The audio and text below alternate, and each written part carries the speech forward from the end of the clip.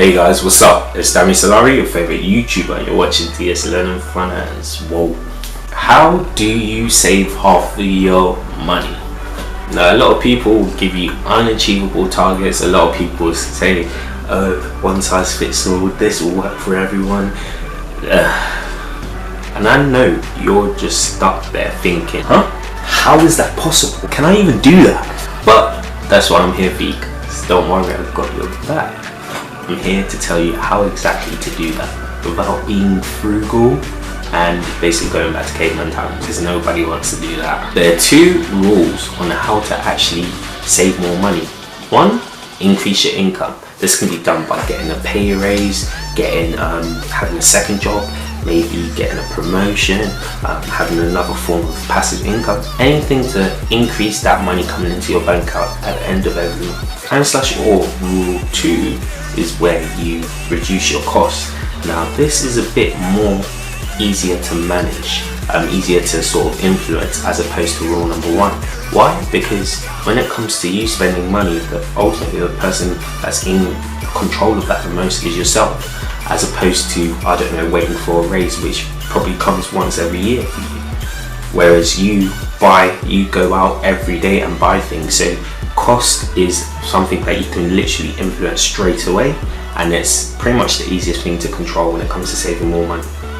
I'm here to show you guys how to apply rule number 2 in your everyday life without you actually seeing that massive of a difference. 1, stop buying designer.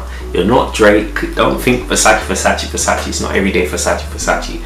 Do you really need that Heinz bottle when you go to grocery shopping, or can you just make do with Morrison's ketchup? Yeah, it's basically that. I know at times like that hard, but you've just got to really sit back and see it's the little things that really do add up. So instead of having to pay for that branded product, do you really need to do that? Why not just go for the next best thing, which probably does just as good of the job, if not better, because the price is cheaper? What you've got to remember is when you actually spend money buying designer or branded products, you're actually cutting a lot of the money that you use on that, just on that brand. So that piece of plastic wrapped around that bottle, that piece of paper wrapped around that box, you're effectively paying quite a big chunk of your money just for that. Just for it to say Heinz, just for it to say Sprite, I don't know, whatever it may be for you. My point is, you don't have to go for the branded products all the time. Sometimes Morrison's Basics will do, sometimes Sainsbury's Basics will do. You guys will be surprised how much this will save you. Also find some really good products out there by branching out more. It's possible to even find non-branded products that actually taste better, that actually feel better, that wear better, that are more efficient than the actual branded products. And why they're better? Because they do the exact same thing that the branded products do, but it's cheaper. So ultimately, you just got to stop using brands, guys. Not everyday Versace. Step number 2, treats. Now, I love my treats, but I'm not saying you should completely cut them out, because let's be real, especially for chronically addicted people like myself, yeah? But what I'm trying to say is you can reduce the frequency in which you buy those treats. So if it's trainers, it could be chocolate, it could be sweets. For me, it's probably those 3 and more. But yeah, like instead of buying those trainers once every month, why not try to push it back a month? So buy it this month, and then maybe next month chill off a bit, wait for the following month, and then keep adding months in between. That will increase the time frame between which you pay for buying those treats, but at the same time it also decreases the frequency as which you buy. So therefore you don't spend as much. This may seem like a low burner, but I promise you guys, yeah, this does rack up. Imagine year after year after year of doing this repeatedly. Yeah, you can really save some money doing that. Step number 3 is probably the hardest one, and it's offers, discounts. And my favorite one is save yourself 10%, 20%, 50% off this. Okay, so you're about 6 months into cutting back on restricting yourself from buying those pair of trainers that you really want. Cool. You walk past JD and you see that offer. Save yourself £20 when you buy these wonderful trainers. They're the trainers that you're looking for. You then walk into JD and you buy those trainers and you think, you know what, pat on the back, I saved myself 20%. Bruh, did you really save yourself 20%? One way to avoid doing that is simply prevention. Prevention is better than cure. Prevention is better than cure. Just don't walk on that road. If you know JD's there, take the long way around. It will, trust me, when you physically remove yourself from situations, it may not just be the JD, maybe a particular aisle in the supermarket, maybe it's like a food aisle that you know you will spend money there. Just completely avoid it, skip it, bypass, buy. That way prevention is better than cure. A second way to sort of view this is that when they say offers, discounts, save yourself 20%, I hate those words, save yourself 20%, save yourself 10%, save yourself 50%, because you're not saving yourself. What you're doing actually is not saving, you're reducing how much you spend.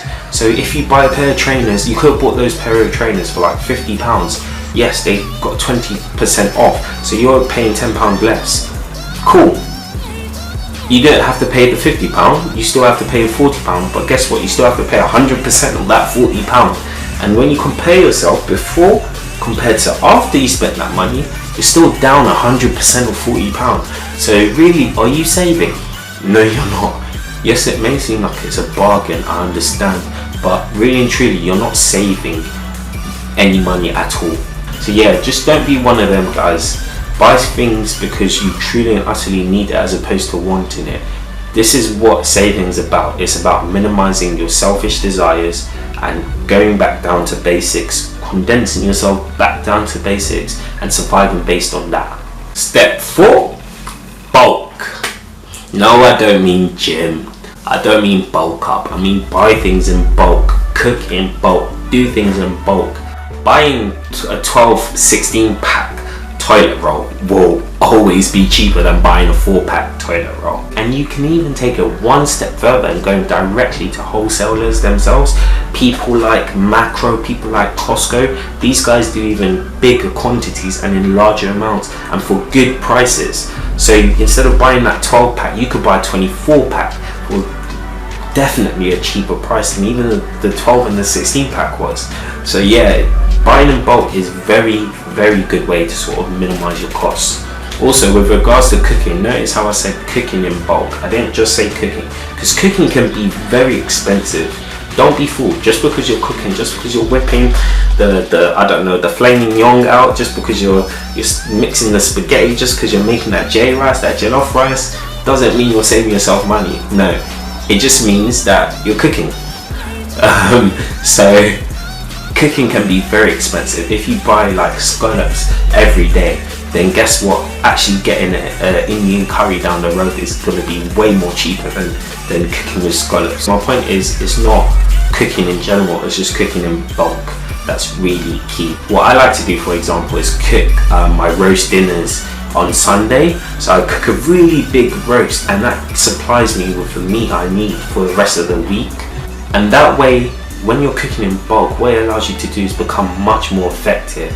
Why? Because you're spending such a short time frame compared to cooking individually all those days of the week. You're spending such a short time frame cooking for those days of the week in advance.